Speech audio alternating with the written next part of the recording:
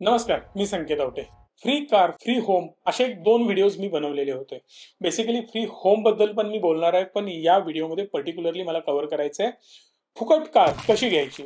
आता बऱ्याच लोकांना वाटलं होतं की सर हे प्रॅक्टिकली पॉसिबल नाहीये वगैरे वगैरे. 3 वर्षापूर्वी मी स्वतः कार बाय केली आहे. त्या कारची कन्सेप्ट जी मी प्रॅक्टिकली यूज करतो ना, माझ्या बऱ्याच व्हिडिओ प्रॅक्टिकल बेस्ड असतात. काही लोकांना वाटतं अरे नाही पॉसिबल नाहीये, पण का नाहीये हे ते एक्सप्लेन करू शकत नाहीत. बट मी स्वतः हे जे इम्प्लिमेंट केलंय ते कसं पॉसिबल झालं, मी यासाठी काय केलं होतं, याच्या डिटेल गोष्टी मी तुमच्या समोर मांडण्याचा प्रयत्न करतोय. आणि यामधून तुम्हाला कळेल की खरंच हे पॉसिबल आहे. एकदम कठीण असं काहीच नाही. यासाठी एक सिंपल फॉर्म्युला लक्षात ठेवायचा, जो मी तुम्हाला सांगितला होता. पैसे स्वतःकडे अवेलेबल असायला पाहिजेत, तर ती गोष्ट घेण्याचं धाडस करायचं. म्हणजे काय मी तुम्हाला सांगतो. बघा, मला कार घ्यायची होती. कार घेण्यासाठी XYZ अमाऊंट गरजेची आहे. आपण उदाहरण घेऊ की एक 10 लाखाची मला कार परचेस करायची आहे. जर माझ्याकडे ते पैसे नसतील, एन्जॉयमेंटच्या गोष्टीबद्दल मी बोलतो, बिझनेस उभा करायचा आहे, बिनधास्त लोन घ्या खिशात पैसे नसताना सुद्धा. मला एखाद्या गोष्टीसाठी अशा पैसे खर्च करायचे ज्यामधून मला चांगले रिटर्न मिळणार. फॉर एन एक्झाम्पल, मला एज्युकेशन हवं पण आता पैसे नाहीयेत. बिनधास्त लोन घेऊ शकता, बिकॉज त्याच्या बेसिसवर पुढे जाऊन मी खूप चांगल्या प्रकारे बेटर अर्न करू शकतो. बट काही केसेसमध्ये कार, मला चांगले कपडे, दागिने किंवा चांगले वॉचेस वगैरे वगैरे कपड्यांवर मला खर्च करायचा आहे, पण खिशामध्ये पैसा नाही, मी EMI वर घेतोय. हे 100% चुकीचं आहे. पण लाईफस्टाईल तर चांगली जगायची आहे. ही कधी जगायची? ज्या वेळेला माझ्याकडे ते पैसे अवेलेबल असतील. आता फॉर एक्झाम्पल, मला 10 लाखाची कार परचेस करायची आहे. जर माझ्या अकाउंटवर 10 लाख रुपये असतील, बिनधास्त कार घेऊ शकता, पण ती कार EMI वरच घ्यायची. आता हे मी का म्हणतोय? कारण तेच 10 लाख आपल्याला इन्व्हेस्ट करायचे आहेत आणि मला त्या 10 लाखाची कार परचेस करायची, किंवा 5 लाख रुपयांचं लोन करेन, 5 लाख रुपये मी डाऊन पेमेंट देईन. सो माझं एक्झाम्पल देतो आणि त्याने काय इम्पॅक्ट होतो हे मी तुम्हाला सांगण्याचा प्रयत्न करतोय. मी स्वतः परचेस केली फॉर्च्युनर. ऑलमोस्ट 50 लाख किंवा मोर दॅन दॅट, थोडेफार इकडे तिकडे माझा त्या कारवर खर्च झाला 3 वर्षापूर्वी. आता मला वाटतं ऑलमोस्ट मी 3 वर्ष पूर्ण केली कारला आणि थोडंसं पुढे गेलोय. 3 वर्ष पूर्ण झाली. जुना व्हिडिओ सुद्धा जाऊन बघू शकता, जेव्हा मी कार परचेस केलेली होती तेव्हाही. त्यावेळेला मी काय केलं तर 25 लाख रुपये, ऑलमोस्ट 50 लाख रुपये माझ्याकडे होते, ऍट अ टाइम मी देऊ शकलो असतो. मी एक काम केलं, 25 लाख डाऊन पेमेंट दिले आणि 25 लाख रुपयांचं लोन केलं. आता ते लोन ऑलमोस्ट 49,000 समथिंग माझा EMI जात होता. आपण 50,000 रुपये पर मंथ EMI पकडू. हेवी EMI जातोय, पण ठीक आहे, देवाच्या कृपेनं 4 पैसे घरी येत आहेत, तर मी ते पे सुद्धा करू शकतो. हे मी खूप आधी करू शकलो असतो. 7-8 वर्षापूर्वी सुद्धा मी ती कार घेऊ शकलो असतो. EMI वर इझिली मी अफोर्ड करू शकलो असतो, पण नाही. 2 टार्गेट मी स्वतःला दिलेले होते की एका स्पेसिफिक वेळेमध्ये मला तेवढी अमाऊंट कमवायची आणि त्यानंतर ती कार मी परचेस करणार. ऑफिसचं सुद्धा मला तेच असतं. मी स्वतःला रिवॉर्ड करतो की मला हे टार्गेट आहे, हे टार्गेट पूर्ण कर. म्हणजे काय, समजा मला 1 कोटी रुपयाची कार परचेस करायची आहे. जेव्हा मला ते 1 कोटी रुपये 2 महिन्यामध्ये माझ्या अकाउंटला नेट प्रॉफिटच्या स्वरूपात येतील किंवा मी मार्केटमधून ते अर्न करेन, तेव्हाच मी ती गोष्ट घेईन. एक एक्झाम्पल दिलं. सेम मी माझ्या कारसाठी सुद्धा एक टार्गेट ठेवलेलं होतं. ते काय होतं काय मी ते आता डिस्कस करत बसणार नाही, पण ते टार्गेट मी पूर्ण केलं. तेवढी अमाऊंट माझ्या अकाउंटला आली. बट मी स्मार्टनेस काय दाखवला थोडासा, की मला ती अमाऊंट इन्व्हेस्ट करायची आहे मार्केटमध्ये आणि त्यानंतर 25 लाख रुपये मी खिशातून घातले. चला मी डायरेक्ट तुम्हाला दाखवतो 25 लाख रुपयांचं मी काय केलं. बेसिकली इथं तुम्ही बघू शकता, मी ही इन्व्हेस्टमेंट केली मार्केटमध्ये, राईट. सो मी काही स्टॉक मार्केटमध्ये इन्व्हेस्ट केली आणि काही अमाऊंट म्युच्युअल फंडमध्ये इन्व्हेस्ट केलेली आहे. आता ही जी इन्व्हेस्टमेंट समोर तुम्हाला दिसते, ही सगळी इन्व्हेस्टमेंट माझी म्युच्युअल फंड मधली आहे आणि सगळे इक्विटी बेस्ड आहेत. AMCचं नाव दिसते, ते सुद्धा मेजर वर्क पडणार नाही. मी थोडंसं स्कीमचं नाव हाईड केलेलं आहे आणि फोलिओ नंबर सुद्धा मी इथे हाईड केलेले आहेत. झालं काय हे मी तुम्हाला सांगतो. 15 लाख रुपये मी म्युच्युअल फंडला दिले आणि 10 लाख रुपये मी स्टॉकला दिलेले आहेत. 15 आणि 10 25 लाख रुपये अशा प्रकारे मी युटिलाइज केले. सो बेसिकली तुम्ही जर बघितलात तर इथं इन्व्हेस्टेड अमाऊंट दिसते आणि त्याची करंट व्हॅल्यू सुद्धा दिसते. हे जे रिटर्न तुम्हाला दिसत आहे त्याला मी पर इयर रिटर्न असं लिहितो. जास्त काही मी आता टाईप करत बसणार नाही. 11% दर वर्षाला मला रिटर्न मिळाले. तुम्ही म्हणाल सर काय उपयोग, 11% खूप कमी आहेत. प्रॉब्लेम काय झाला हे मी तुम्हाला सांगतो. कोविड नंतर रिकव्हरी आली. त्यावेळच्या इन्व्हेस्टमेंट माझ्या ज्या आधीच्या आहेत त्या मी याच्याबरोबर कंपाईल केलेल्या नाहीत. या कम्प्लीट स्कीम वेगळ्या आहेत. कम्प्लीट इन्व्हेस्टमेंट वेगळी आहे. बट जे फोलिओ त्या पर्टिक्युलर कामासाठी केलेले होते ते मी तुम्हाला दाखवतोय. त्यामुळे प्रॉपर आपल्याकडे एक व्ह्यू आहे की त्यावेळी त्या कारणासाठीच त्या स्कीम मध्ये मी इन्व्हेस्टमेंट केलेली होती. सो एवढे कमी रिटर्न का? आता या दोन गोष्टी येतात. हे जे तुम्हाला एवढे कमी रिटर्न दिसतात हे ऍक्च्युली एवढे कमी रिटर्न नाही आहेत. याचं कारण मी तुम्हाला सांगतो. याचं मी रिबॅलन्सिंग केलेलं आहे. म्हणजे काय, करंट इन्व्हेस्टमेंट तुम्हाला 18 लाख रुपये दिसतेय. 18,80,000 इन्व्हेस्टमेंट नाही, ही 15 लाख रुपये आहे. म्हणजे काय झालं की काही स्कीमने मला चांगले रिटर्न दिले. ते सेक्टोरियल फंड होते, मी त्यांना सेल केलं आणि त्याच्या जागी दुसरे फंड्स बाय केले. आणि जुन्या काही फंड्स मध्ये मी ऍव्हरेज सुद्धा केलं. त्यामुळे थोडेसे रिटर्न याचे डाऊन झालेत. सो मी तुम्हाला म्हणू शकतो यामध्ये मला ऍव्हरेज 10-12% वर रिटर्न आहेतच आहेत.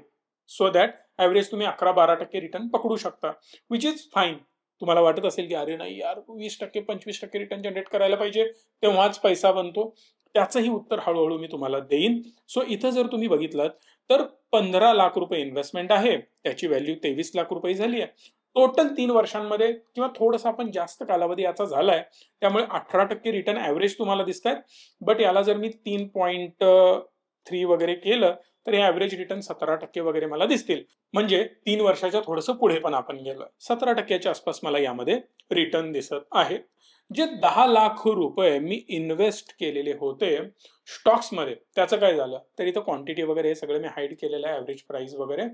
सो इन्व्हेस्टेड अमाऊंट 11.38, जी की ऍक्च्युली 10 आहे. त्यातले काही स्टॉक मी विकले, त्याच्या जागी दुसरे बाय केले. असं करून माझ्या 10 लाखाचे 18 लाख रुपये झालेले आहेत. नो डाऊट स्टॉकमध्ये थोडंसं बेटर परफॉर्म आपण केलेलं आहे.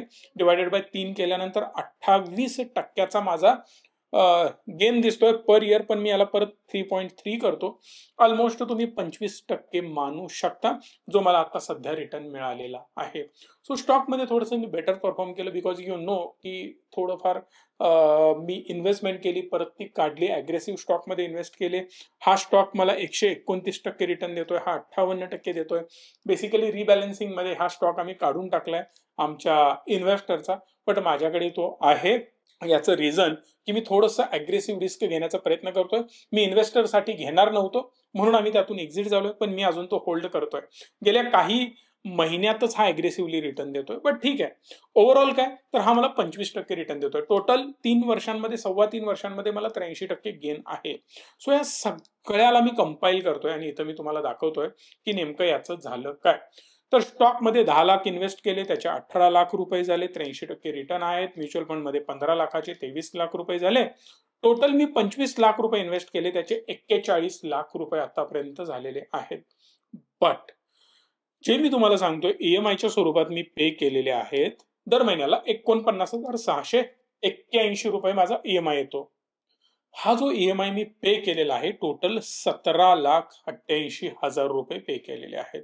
जर यामध्ये अजून थोडंसं आपण वाढवायचं म्हटलं तर समजून चला मी 40 हप्ते भरलेले आहेत. म्हणजे 3 वर्षापेक्षा थोडासा जास्त कालावधी झालाय म्हणून मी वाढवतोय. राऊंड फिगर मी 20 लाख रुपये पे केलेले आहेत आजपर्यंत. आता या 20 लाखाच्या बदल्यात माझ्या पैशाची व्हॅल्यू काय झाली इमॅजिन करा ना. 41 लाख रुपये मी ऑलरेडी बनवलेत. जर मी याला डबल केलं तर 80 लाख रुपये येणाऱ्या काळामध्ये होऊ शकतात, जर असाच फोलिओ माझा येत्या 3 वर्षात चांगला परफॉर्म करेल तर. बट 41 लाख एक्झिस्टिंग व्हॅल्यू आहे.